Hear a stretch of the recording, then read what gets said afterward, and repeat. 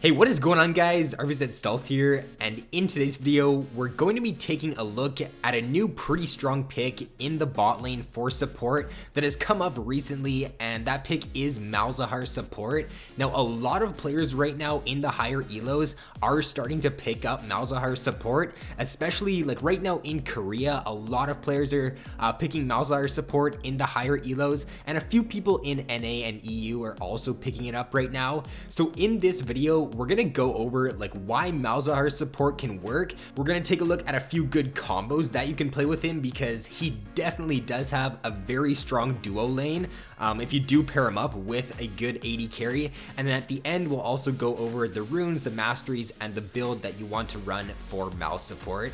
So with that being said, let's get started.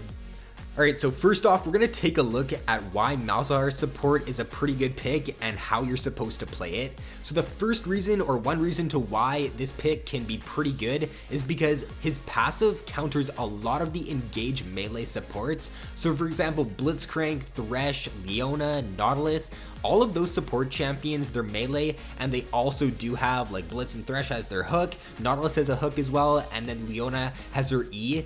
And with the Malzahar passive, it makes it very hard for those champions to look for a hook on you or look for an engage in the laning phase.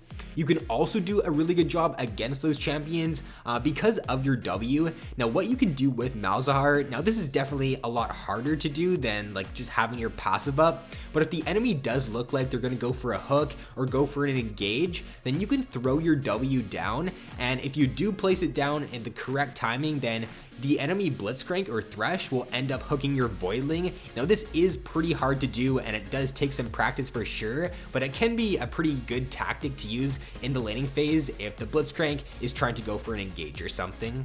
Malz can also give the best leash for any support in the game because of his Voidlings. So what you want to do is start your W at level 1 as Malz, use it on the buff, you guys will see in the background gameplay here, and it will allow your jungler to not lose any HP at all, and it will also get your jungler going a lot faster. Like your jungler will be ahead of the enemy jungler in terms of clear speed, because you can clear the first buff in around like 4 to 5 seconds, maybe a little bit longer than that, because your Voidlings just do so much damage to that buff. Make sure you do let your jungler know though that you will be using your W, and he does have to like smite it at around like 300, or he does have to make sure he last hits it, because your Voidlings could end up taking the buff if your jungler isn't paying attention.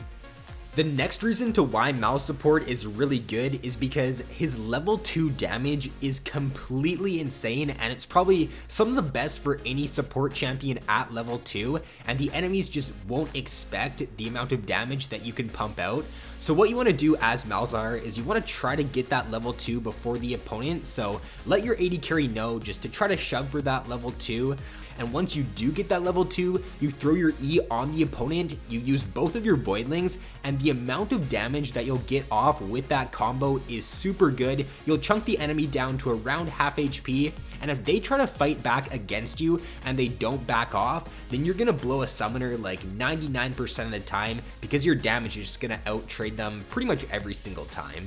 And then obviously his level 6 all-in is really strong as well, because he can lock down like a champion for, I think it's at least like 1.5 or 2 seconds with the suppress on his ultimate, and that just easily allows his AD carry to follow up with a lot of damage. You're going to blow sums like at level 6 100% of the time, if not pick up a kill when you do use your ultimate, unless like you get ganked or something while you're going for an engage, because the enemies just can't trade back against a Malzahar ultimate unless you like play it completely wrong and your AD carry like doesn't do any damage, or they don't walk up to try to go for the kill. Then you should be able to get a kill at level 6 very easily with Malzahar.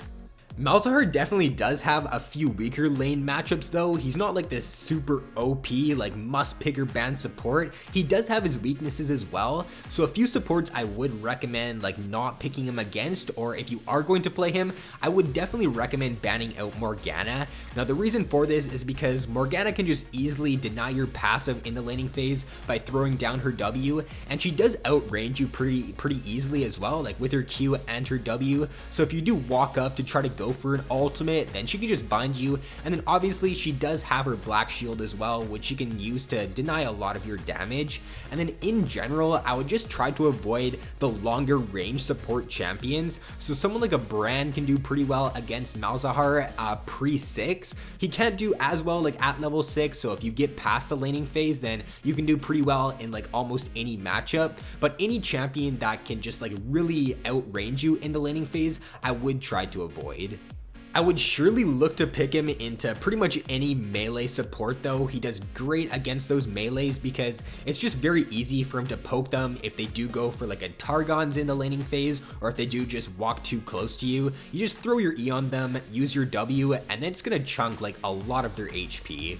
He does also have very good synergy with Spell Thieves. Now this isn't like the main reason to why he's strong or anything, but he gets very easy Spell Thieves procs in the laning phase because whenever he throws his E on the opponent, it will give you all of the Spell Thieves charges because your E does do damage over time, and therefore it's something like a Morgana W. Like if the enemies stand in it for the full duration, then you're going to get all those Spell Thieves procs, and you're going to like 100% get all the Spell Thieves procs with the Malzahar E because it does tick for about like I think 4 or 5 times, and the Spell Thieves does have 3 charges at level 1, so you'll be getting a lot of gold in the laning phase, especially if you are against a melee support. Alright, so let's move on to talking about some good synergies that he does have in the bot lane. I would definitely recommend like pairing him up with one of these AD carries if you are going to play him. He's a really good like duo bot lane combo right now, so if you do have a friend who can play one of these AD carries, then I would definitely recommend trying one of these out. So the first one, and I think like the best combo that you can play, is Ashe Malzahar. So the reason why this works, it's very similar to like the Ashe Zyra lane, and why that lane is so strong is because at level 6, Ashe engages with her ultimate, and the enemies are pretty much dead if they get hit by the Ashe ultimate, because Malzahar can easily put his E on the opponent, his W, and then use his ultimate, and if the enemies aren't dead by the time they get out of the Mal's ultimate, then you probably played it wrong, and that combo just adds for so much damage, so much crowd control, and just a very strong level 6 all in. Another good combo is the Jhin and Malzahar combo. This one's also very good because it does have good lockdown, and once you do it level 6, the combo is great because all that you have to do with Jhin or the Malzahar is Malz can put his E on the opponent, Jhin can throw his W out, and then since the W does last for I'm pretty sure like a second at least in the earlier ranks, Malzahar can just walk up, use his ultimate, and you should be able to burst the enemy down very quickly. One more really good combo is the Varus Malzahar lane, pretty much for the same reason as the Ashe lane. Once you get level 6, Varus throws his ultimate out, and then Malzahar can just annihilate the enemy with his full combo.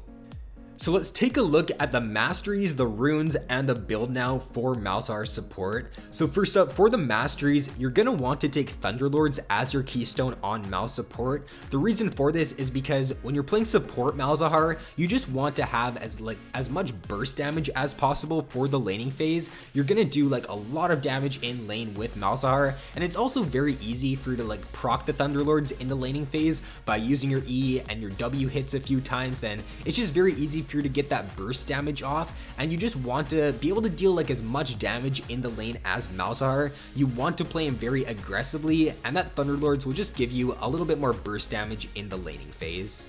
Some people are also taking a few points into meditation as Malz support. Some people are only taking 1 point, some people are taking 3 points, so I'm not sure like which one is the best right now, but it looks like at least most people are taking 1 point into meditation.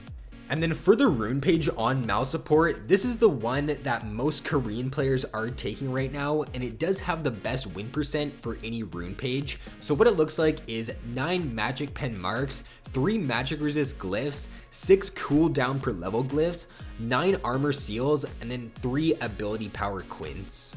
And then for your build on Malzahar support, your core build is going to look like Eye of the Watchers, Rylai's, Leandri's, and then Redemption. That's what most people are running right now on Mal support. For your last item, I would just recommend going for like a Void Staff. You could go for a Locket as well. Like if your team already has a lot of damage and you don't need any more damage with Mal's, then you could go Locket. If you are lacking damage though, then I would go for a Void Staff as your last item. And then for boots on Mal support, most people are going CDR boots, but if the enemies are stacking a lot of magic resist, then you can go Sork boots as well.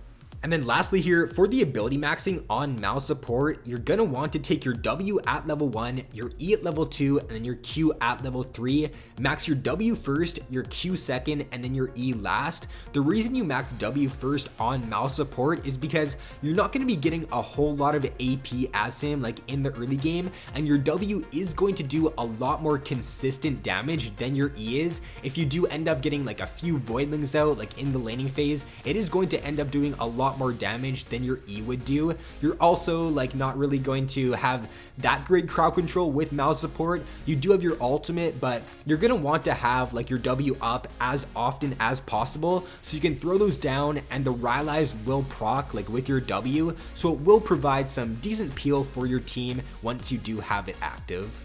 So that is going to be all for this video, guys. If you did enjoy, then be sure to leave a like and subscribe if you have not already. Also, let me know down below if you've seen Mal support in solo queue or if you played it yourself yet, and let me know how it did end up going. So with that being said, thanks for watching, guys. Have an awesome day, and I will see you in my next video.